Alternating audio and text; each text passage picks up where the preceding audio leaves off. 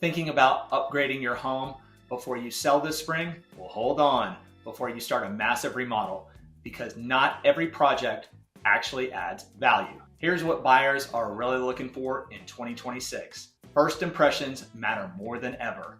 Simple updates like fresh paint, new fixtures, clean landscaping, and replacing an old front door or garage door can make a huge impact without draining your budget. Where sellers get in trouble is over improving. Huge luxury kitchen remodels rarely give you all your money back, and unfinished projects are even worse. Buyers want homes that feel clean, complete, and move-in ready, not like they're inheriting a construction project. So inside the home, focus on practical updates. Neutral paint, updated countertops, refreshed flooring, and good lighting go a long way with today's buyers. And whatever you do, hire a solid contractor and get everything in writing. Bad workmanship can hurt value fast. If you're thinking about selling and want to know which projects are actually worth doing before you list, reach out and I'll help you prioritize the right ones.